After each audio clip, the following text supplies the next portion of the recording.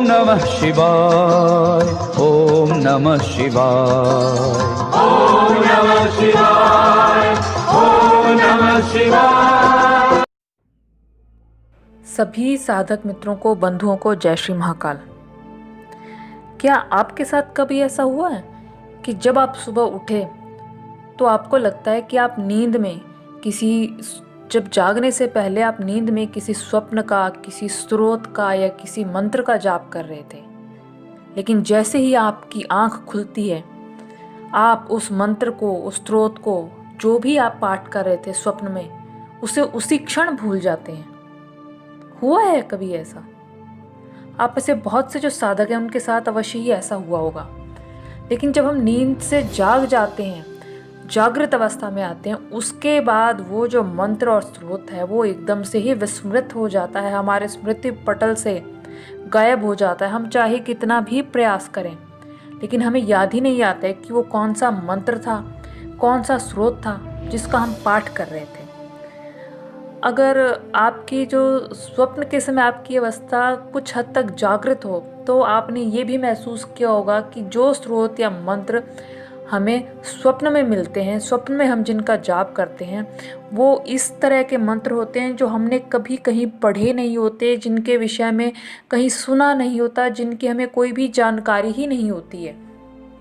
तो आज इसी विषय में बात करूंगी। अपने अनुभव के आधार पर आपके साथ कुछ बातें शेयर करना चाहूँगी। बहुत बार ऐसा हुआ है कि नींद से उठे और सुबह मंत्र बुदबुदाते हुए ही उठे हैं। बिल्कुल ये कोशिश है कि वो मंत्र याद रह जाए, लेकिन आँख खुलते ही चाहे हम लाख प्रयत्न करें वो मंत्र याद ही नहीं आता है।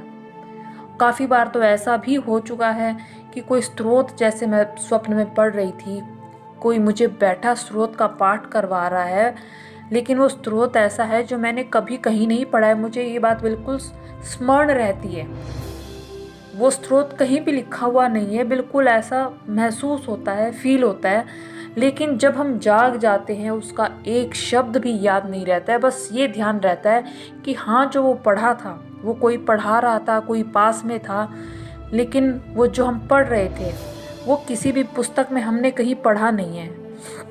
तो ये सब क्यों होता है? तो इसका सबसे बड़ा कारण ये है कि जो साधक है वो केवल जागृत अवस्था में ही अपनी साधना नहीं करता है। साधक की जो साधना है वो उसके जो निद्रा काल है उसमें भी जारी रहती है। स्वप्न भी जो साधक का होता है वो केवल एक साधारण स्वप्न नहीं होता है, वो भी कहीं ना कहीं उसकी साधना से जुड़ा ही रहता है।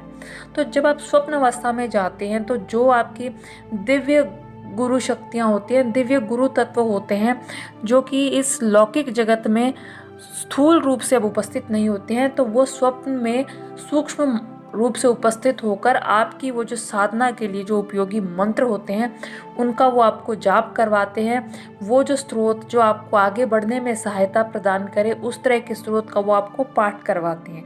अब बात ये कि अगर ऐसा है तो वो हमें याद क्यों नहीं रहते हैं?